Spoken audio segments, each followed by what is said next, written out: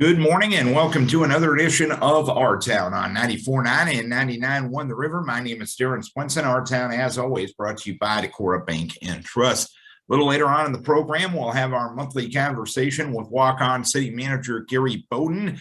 But first things first, this morning, we will talk about Can Mountain Day, a benefit for Winneshiek County Habitat for Humanity. It will take place next week, and the event being put on by the middle school and high school student governments at South Winneshiek. We preview that event with Mike Johnson now. This is Our Town on 94.9 and 99.1 The River. Chatting here with Mike Johnson from the South Winneshiek School District, and South Winn students will be hosting Can Mountain Day coming up on Friday, April 29th. And Mike, tell us about Can Mountain Day and how folks can get involved. Well, it's in the last couple of years, they haven't done anything with it through pandemic and things like that. So I'm actually on the Winneshiek County Habitat for Humanity board. And so we're always looking for ways to get communities involved and also to, raise money for Habitat. It seems like you can never get enough with the way the prices are rising and things like that today. So I reached out to the middle school student council sponsor, Mary Clave, and then also the high school student council sponsor, Glenna Manaswamy. And they both agreed that they would have kids that would partake in this and kind of man the can station for that day. So what's going to happen is down at the athletic complex, down by the baseball field, football field down in that area, they're going to set up fenced in area where people can come and dump their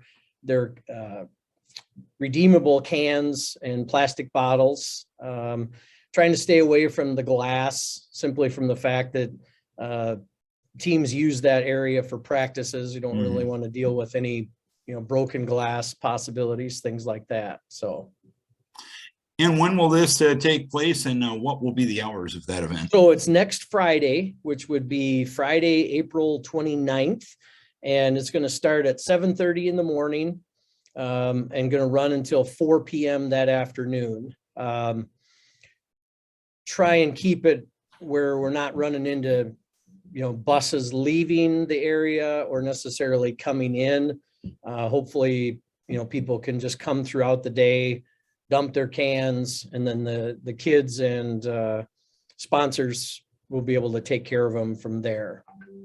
I know this Can Mountain Day has been a Habitat for Humanity fundraiser in years past. I know even going back to when I was in school, it was a Habitat for Humanity fundraiser. And I know the world was a little different over these last couple of years. It has to feel good to have these type of events, first of all, and has to feel good for the young people to be involved in something bigger than themselves as well.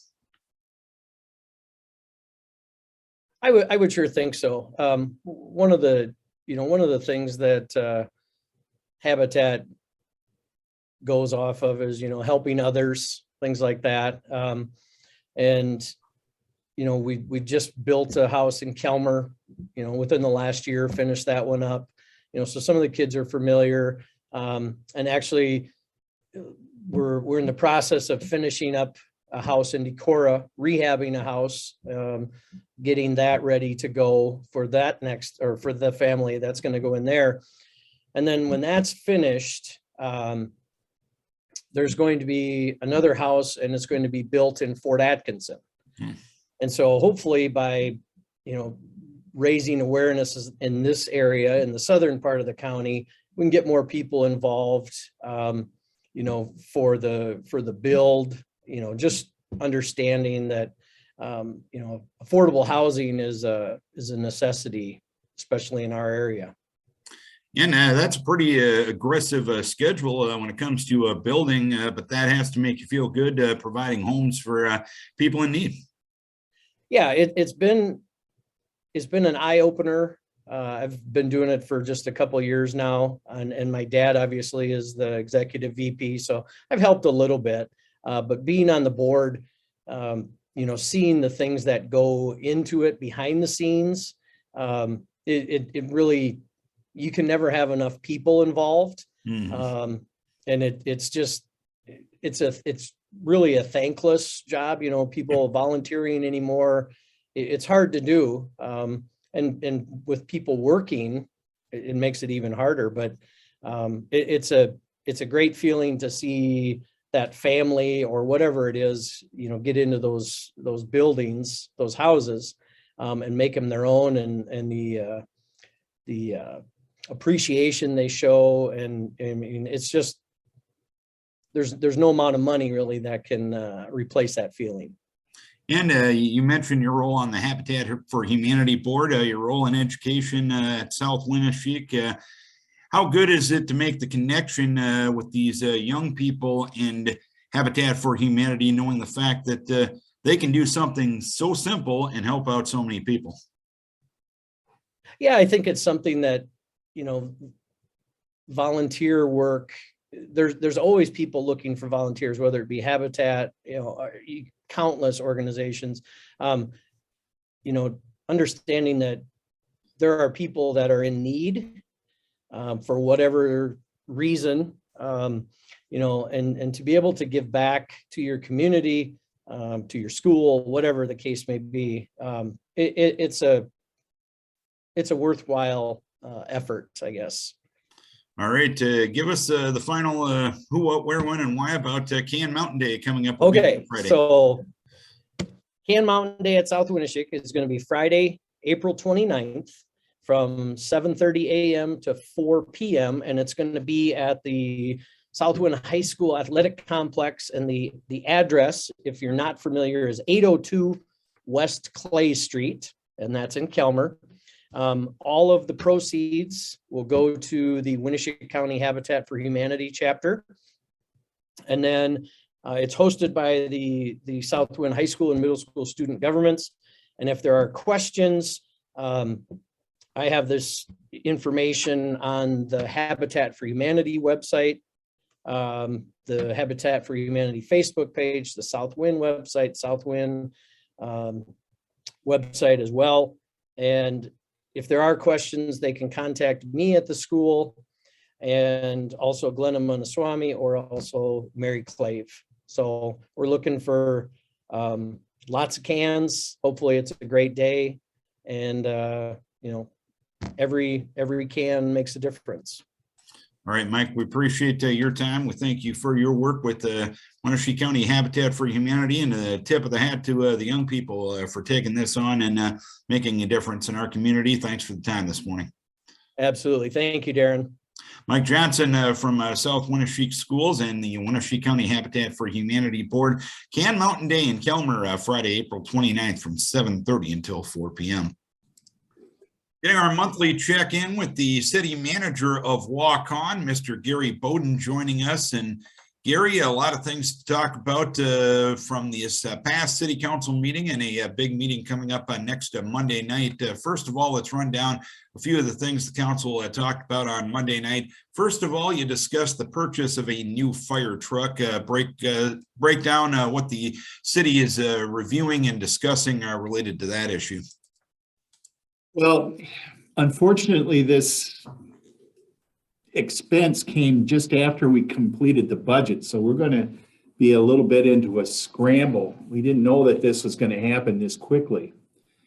But what's going to happen here is that the city is going to look to see if there's a grant to bring down the price of a $660,000 truck by getting a third of it covered by a grant. We've done that with the police vehicles, and we think that we have a shot at doing the same thing with utilizing the same grant for public safety vehicles related to fire. We're going to proceed and try to make that application. The fire department felt that they didn't have the capability of doing it. But if we're successful, it'll drop the city's price by about $100,000, and it would drop the surrounding unincorporated areas that is covered by our fire protection district by the same amount. So we're hopeful that we'll be able to bring that price down a couple $100,000. In doing so, we're also been told that we have to come up with $155,000 up front for the construction of the chassis. We're trying to get the delivery of this vehicle to occur after July 1st of 24, which begins our fiscal year 2025. We think that in that circumstance, we'll be able to cash flow the expense through the budget in that fiscal year. What's critical for the city is that we have to have a renewal of the sales tax that is got a 10-year limit, and then we have to renew it periodically. That sales tax is right now just targeted specifically for water, sewer, streets, and what we'd like to do is put in public safety vehicles and the street department garage funding in that same sales tax so that we can fund these projects that quite frankly have to come out of the general fund at this point in time. And the general fund is the type of funding that we have that we use for the operations of the city, except for the streets, water, and sewer. And that is the toughest budget for us to balance. We have several budgets, but that's the toughest one to balance because we are limited by the state as to how much money we can collect through property taxes. So that's why we're trying to shift the funding for these vehicles into the sales tax. But we won't be able to institute that even if we pass this referendum, which will be coming up in the next year or so, until January 1st of 25. So we got some work to do, and if we're successful at changing this referendum, the pressure on taxation, property taxation, the pressure on the general fund will be significantly alleviated. And you're talking about a new fire truck for potentially 2 years from now. Why are you required to plan so far ahead when making the major purchase like this? It takes that long for the construction of the vehicle. That's what we're being told by the fire department, who's been in contact with the contractor that actually builds the equipment. We actually are hoping that instead of a 18 to 24 month delivery, that we actually have a 26-month delivery, mainly again, because we're trying to get this thing to cash flow through our budget in fiscal 25, which starts on July 1st of 24. What needs to happen for that sales tax referendum and the potential uses that you could put that sales tax dollars to? What's the process of potentially changing that? Well, we're going to have a vote. And just as we had a vote almost 8.5 years ago.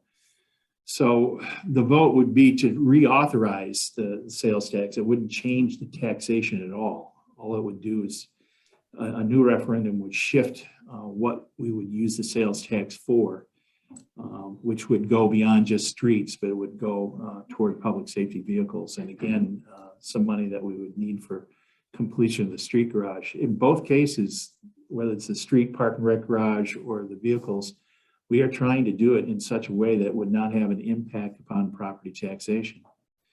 And if we utilize the sales tax in a more diverse way, then we'll be able to take care of those expenditures, as well as continue to significantly put money against future street projects. Right now, we're projected at the end of this fiscal year to get $527,000 of sales tax money in fiscal year 22. And that revenue source actually has been growing for the last few years. I think part of it's due to the fact that we figured out, not just in Iowa, but throughout the country, how to charge for online services or online purchases that heretofore had not been done. So we feel pretty good about that. And it's a revenue source. It's the only revenue source of significance that's growing. And the fire truck that in general that you're talking about, from what I understood watching the meeting last night, that's a 2-decade-old truck you're looking to replace, correct? It'll be 25 years when the Yeah. actual delivery is occurring. That's not uncommon, to be honest with you, for fire trucks. It's not uncommon at all. I know you got a couple of updates last night on from Fear Graham on some projects, First Street Northwest to First Avenue Northwest, also the 4th Street Northwest improvements. What's going on with those two projects?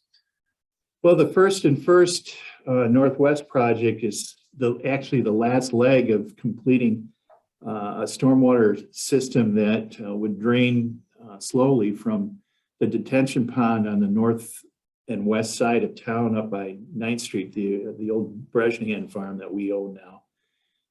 We have done that stormwater detention pond. We've run storm sewer from that area into our downtown to hook up with the existing system. And we have one project left, and that is to go from mid-block of First Avenue between First and Second to mid-block of First Street between Main Street and First Avenue. Right now, that storm sewer goes underneath McMillan's, and we need to get it out in the street, out and around, and improve the capacity a little bit. But the fact is that that's the last project in this entire sewer system that we need to do to complete that run into existing system. It's been a project that's been hanging around for a while. We're going to use about 25% of the funding for that is going to come from the American Rescue Plan, maybe a little bit more.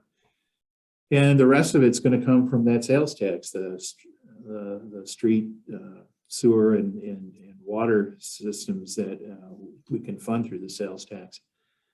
That project is scheduled to start for next year and be completed next year, but we got to get the engineering going for it, and that's what the council gave direction to do last night. The same thing for the 4th Street Northwest project that goes from 8th down to 5th Avenues Northwest. That project is actually pretty costly. It's estimated at $1.1 million right now, and the reason for that is that street really never was a street. We've seen effectively just pavement over pavement, not much road base. There's no curb and gutter, no sidewalks, and the water and sewer in that area is really in tough shape. So we're going to be replacing all the underground. We're going to put in sidewalks. We're going to improve the safety, particularly as it relates to Growing Bear, the daycare center in that area. So it's a big project. It's not many blocks. It's 1.1 million to do those 3 blocks. We spent about the same amount doing 17 blocks in 2021. Understand though that we were very fortunate in doing that 2nd Street corridor work, or predominantly the 2nd Street corridor work, because we didn't have any underground that we had to deal with. But in this case, we have a lot of underground work that has to be done. That will be engineered this year with the understanding that we probably go out to bid early in November, December.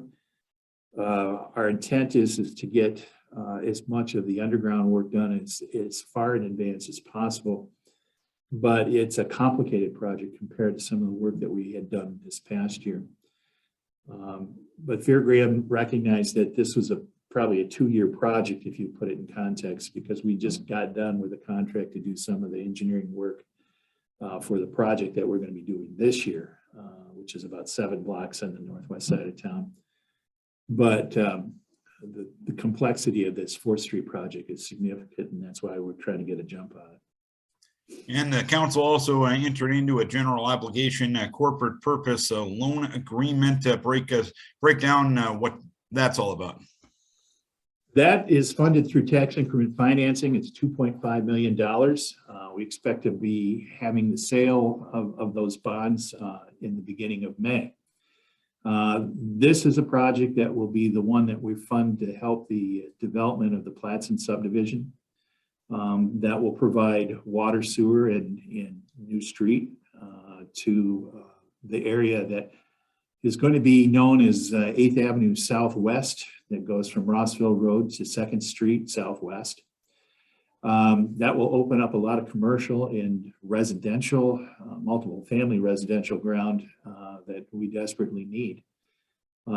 Steve Platson's going to move his car dealership out there. He has a commitment on the sale of one of the other commercial pieces that will see construction go concurrent. The expectation here is that he will actually perform the work and we will subsidize his work through TIF per an agreement that we entered into with him back in September of last year. The idea here is to open up that ground, and if there's anything left over, we might be spending it on West Street, the existing West Street that goes from the water tower into town, as well as perhaps something on 6th Avenue Southwest to try and improve those streets that would be a source of traffic that goes into this area also. The 8th Avenue Southwest is one street that would be constructed. An extension of West Street into this new street would be part of the overall Platson project to begin with also. And coming up next Monday night, you're going to be looking into the future with the council meeting, a community meeting. I know we've touched on this a little bit before, but break down again what's going to be going on next Monday night and the importance of holding a meeting like that to kind of look into the future. Well, we try to get this thing going. When I first came here, an idea of a town hall meeting maybe every 6 months. We bridged some of that town hall into a candidates forum when the opportunity was presenting itself. But the idea here is that we're trying to get this back off the ground since COVID. And this was probably a pretty important one because we have seen a lot of changes, and a lot of changes are going to be occurring in our community in the upcoming months, not years, not decades, but in the upcoming months. And we would like to review that with the community as well as review our fiscal position, talk about the referendum, for instance, but also the idea of how we're managing all of these projects from a financial standpoint. I'll be giving a quick review of our budget and our budgeting process. But more specifically, what we're going to be talking about is projects that were done and projects that we're doing that will be recognizable in the next couple of years. That's just the jumping off point, because I think that what we would like to do is get a planning process going to set us up for where we're going to be the end of this decade. I don't want to try and plan way too far out in advance, but actually try to solicit input as to where we should go and how it can be accomplished in the next 5 or 6 years. I think the decisions that we will be making in the upcoming months, if not the next year or two, will have impact as to where we're going to be by the end of this decade. And I think that this opportunity to solicit input as to which direction we'll go is essential in trying to do that financial planning. Some of the things that we'd be talking about is perhaps a park and rec master plan as far as facilities and the continued redevelopment of the city park. One big issue that's coming up that probably a lot of people don't realize is the need for daycare. This is becoming a very serious problem, not just in Northeast Iowa, but it's becoming a serious problem in many sectors of our country. And there's been a lot of discussion about how to go about it. This is something that Val Renke from Winneshiek County Economic Development has been raising, and I think it's something that we need to be conscious of. It is not as difficult as just putting together a brick and mortar project to house something like this.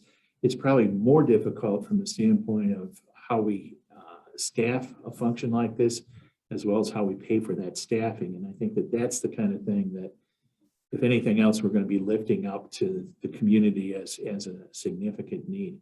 If we can't get good daycare, we can't get our employees to work. And the whole effort here is to be as comprehensive as possible in economic development, and that certainly includes daycare.